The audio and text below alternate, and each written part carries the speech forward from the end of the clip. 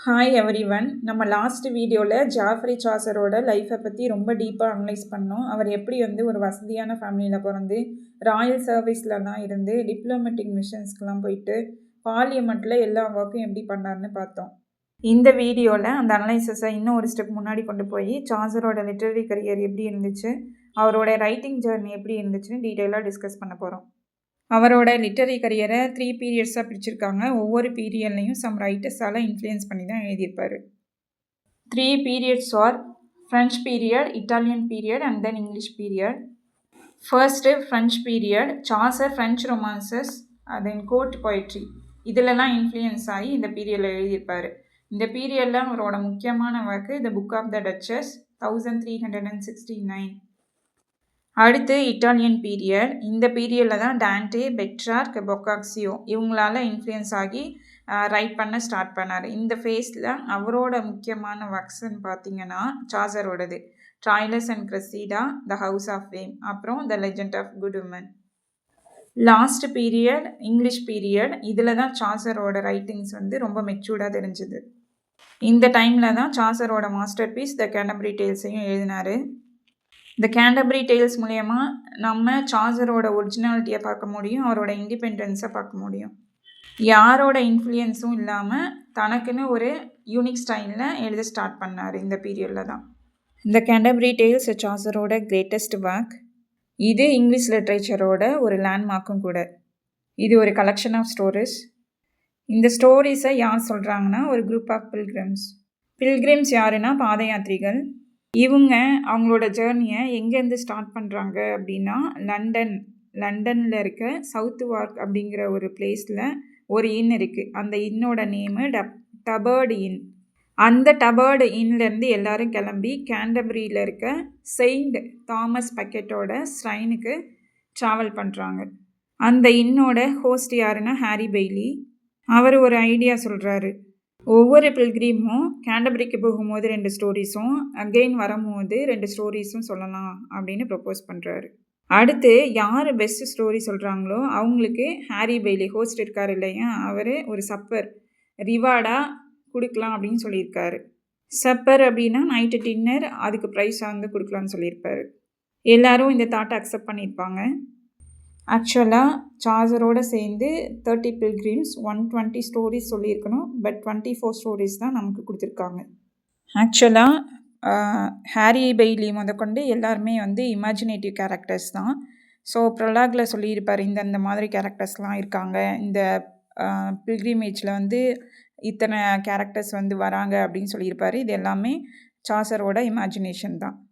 So அந்த Canterbury டேல்ஸில் Chaucer 120 stories முடிக்கணும்னு நினச்சிருப்பாரு. But 24 stories தான் கொடுத்துருப்பாரு. அதுக்கு முன்னாடியே அவர் இறந்து போயிட்டார். இந்த கேண்டபரி டேல்ஸில் ப்ரொலாகில் மெடிவல் சொசைட்டியில் இருந்த நிறைய கேரக்டர்ஸை சாசர் இன்ட்ரடியூஸ் பண்ணியிருப்பார். அதில் நைட் வருவாங்க, மாங்கு, ஃப்ரீயரு, பாசான், கிளக்கு, மில்லர், தென் ரொம்ப ஃபேமஸான ஒய்ஃப் ஆஃப் பாத் இவங்க எல்லாருமே இருக்காங்க. இப்போ சாசரோட பொயட்ரி எப்படி இருந்துச்சுன்னு பார்க்கலாம். சாசர் நம்ம முன்னாடியே பார்த்த மாதிரி ஒரு கோர்ட் போயட். அவர் கிங்ஸுக்கும் குயின்ஸுக்கும் அப்புறம் நல்லா எஜுகேட்டட் ஆடியன்ஸுக்கு தான் எழுதினார். அவரோட போம்ஸ்லாம் ஹியூமன் நேச்சரை ஷோ பண்ணுற மாதிரி இருக்கும். ஹியூமர் இருக்கும், ரொமான்ஸு, தென் ரியலிசம், இதெல்லாம் அவரோட பொயட்ரியில் இருக்கும். அவரோட வாக்கில் பாலிடிக்ஸ் பற்றி பேசல, சொசைட்டியை ரிஃபார்ம் பண்ணும் அப்படிங்கிறத டைரெக்டாக எந்த விதத்துலையும் சொல்லலை. இண்டிவிஜுவலிசம்க்கு இம்பார்ட்டன்ஸ் கொடுத்தாரு. சாசரோட இங்கிலீஷ் பொயட்ரி எப்படி இருக்குன்னா, அதில் மீட்டர் இருக்கும், ரைம் இருக்கும். முன்னாடி இருந்த ரைம்லாம் ஃபாலோ பண்ணல. ஓல்டு இங்கிலீஷ் பீரியடில் அலிட்ரேட்டிவ் இருக்கும், அதாவது பிகினிங் ரைம் நம்ம பிஃபோர் சாசர் பீரியடில் பார்த்துருக்கோம். அதெல்லாம் மாற்றி இவர் எண்ட் ரைம் கொண்டு வந்தார் ஃப்ரெஞ்சு இன்ஃப்ளூயன்ஸ்னால. சாசர் மிடில் இங்கிலீஷில் தான் தன்னோட ரைட்டிங்ஸை எழுதினார். மாடர்ன் இங்கிலீஷ் பொயட்ரிக்கு ஃபவுண்டேஷன் போட்டவரும் இவர் தான். இங்கிலீஷ் லாங்குவேஜை ஒரு ஸ்டாண்டர்ட் லாங்குவேஜாக மாற்ற ரொம்ப ஹெல்ப் பண்ணவரும் சாசர் தான். நம்ம எல்லாருக்கும் தெரியும் father of English poetry Chaucer அப்படின்னு. ஏன்னா இங்கிலீஷ் லாங்குவேஜுக்கு ஒரு ஸ்ட்ராங் ஐடென்டிட்டி கொடுத்துருக்காரு. Then morning star of the ரெனைசன்ஸும் சாசர் தான். ரெனைசன்ஸ் அப்படிங்கிறது நியூ ஐடியாஸ் வந்த டைமு. அதில் ஹியூமானிசம், நம்மளோட ஸ்கில்ஸு, நம்மளோட லைஃபுக்கு இம்பார்ட்டண்ட் கொடுக்குறது, பீப்புளுக்கு இம்பார்ட்டண்ட் கொடுக்குறது.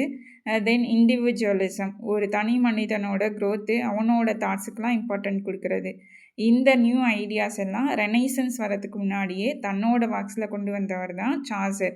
அதனால தான் அவருக்கு என்ன டைட்டில்னா morning star of the renaissance. அடுத்து சாசரோட பீரியட்ல இருந்த மற்ற இம்பார்ட்டன்ட் போயட்ஸ் பற்றி பார்ப்போம். முதல்ல ஜான் கவர். இவரோட பீரியட் 1332லேருந்து 1408. ஜான் கவர் சாசரோட கண்டெம்பரரி ரைட்டர். கண்டெம்பரரி ரைட்டர் அப்படின்னா அவரோட டைமில் வாழ்ந்தவர், சாசரோட டைமில். ஜான் கவர் எழுதின ஒரு ஃபேமஸ் ஒர்க் கன்ஃபெசியோ அமாண்டஸ். இது moral and didactic poem. Next writer William Langland. இவரோட பீரியட் 1330 to 1400. வில்லியம் லாங்லேண்ட் எழுதின ஒர்க்கு பியர்ஸ் ப்ளோமேன். இது ஒரு பவர்ஃபுல்லான அலகரிக்கல் போயம். ஹிடன் மீனிங் இருக்கும், டைரக்ட் மீனிங் இருக்காது. வில்லியம் லாங்லேண்ட் சொசைட்டியில் இருந்த தென் ரிலீஜனில் இருந்த கரப்ஷன் அட்டாக் பண்ணி எழுதினார் இந்த ஒர்க்கை. தென் புவர் பீப்புள் மேலே சிம்பதி காட்டின ஒர்க். கடைசியாக ஜான் பார்பர். இவரோட பீரியட் 1316லேருந்து 1395 வரைக்கும். இவர் ஒரு ஸ்காட்டிஷ் போயட். இங்கே ஏன் ஜான் பார்பரை இங்கிலாந்து போயட்டுன்னு சொல்லாமல் ஸ்காட்டிஷ் போயட் அப்படின்னு சொல்கிறான்னா, ஸ்காட்லாண்ட் கிரேட் பிரிட்டனில் இருந்த ஒரு லேண்டு தான், பட் ஹிஸ்டாரிக்கலாக அது ஒரு தனி நாடு. அதுக்கப்புறம் 1707 தான் ஆக்ட்ஸ் ஆஃப் யூனியன் போட்டாங்க. அது மூலியமாக தான் ஸ்காட்லாண்டும் இங்கிலாண்டும் ஒன்றா சேர்ந்து கிரேட் பிரிட்டன் அப்படிங்கிற நேம் வந்துச்சு. ஜான் பார்பர் எழுதின வாக்கு த ப்ரூஸு. ராபர்ட் ப்ரூஸோட ஹீரோயிக் டீட்ஸை பற்றி இதில் சொல்லியிருப்பாங்க. ஸோ மொத்தத்தில் சாசரோட பீரியட் தான் இங்கிலீஷ் லிட்டரரி ஹிஸ்ட்ரியில் ஒரு டர்னிங் பாயிண்ட். இந்த ஏஜ் ஆஃப் சாசர் பீரியட் தான் மெடிவல் ட்ரெடிஷனுக்கும் ரெனைசன்ஸ் ஹியூமானிசமுக்கும் நடுவில் ஒரு பிரிட்ஜ் மாதிரி இருந்துச்சு. சாசரோட கான்ட்ரிபியூஷன் எக்ஸ்ட்ராடினரி. மாடர்ன் இங்கிலீஷ் லிட்ரேச்சருக்கு ஒரு ஃபவுண்டேஷன் போட்ட ஒரு பீரியட். அடுத்து இந்த பீரியடில் ப்ரோஸ் லிட்ரேச்சர்லாம் அவ்வளோவா இல்லை, பொயட்ரி தான் நிறைய எழுதினாங்க. விக்லிஃப் எழுதின இங்கிலீஷ் பைபிள் ஒரு பெரிய அச்சீவ்மெண்ட். அவர் லாட்டின்லேருந்து இங்கிலீஷ்க்கு டிரான்ஸ்லேட் பண்ணி பைபிளை ஆர்டினரி பீப்புள் கூட படிக்க ஹெல்ப் பண்ணார். நெக்ஸ்ட் இம்பார்ட்டன்ட் ஒர்க்குன்னு பார்த்தீங்கன்னா சர் ஜான் மாண்டிவில்லியர்ஸோட ட்ராவல்ஸ். இது ஒரு இமேஜினேட்டிவ் ட்ராவல் ஸ்டோரிஸோட கலெக்ஷன். இதுதான் ஃபர்ஸ்ட்டு இங்கிலீஷில் ப்ரோஸ் கிளாசிக். ஸோ இந்த வீடியோவில் நம்ம த ஏஜ் ஆஃப் சாசரை பற்றி ரொம்ப டீப்பாக அனலைஸ் பண்ணோம். அவர் எப்படி வாழ்ந்தார், அவரோட சோசியல் பேக்ரவுண்ட் என்ன, அவரோட லிட்டரரி ஜேர்னி என்ன, அப்புறம் அவரோட இம்பார்ட்டன்ட் ஒர்க்ஸு, தென் அவரோட கண்டெம்பரரிஸ், இவங்கள எல்லாமே கிளியராக பார்த்தோம். இது வரைக்கும் நான் சொன்ன பாயிண்ட்ஸ் எல்லாம் ரொம்ப கிளியராக புரிஞ்சிருக்கும்னு நினைக்கிறேன். ஏதாவது டவுட் இருந்தால் கமெண்ட் பண்ணுங்கள், கண்டிப்பாக எக்ஸ்பிளைன் பண்ணுறேன். தேங்க்ஸ் ஃபார் வாட்சிங்.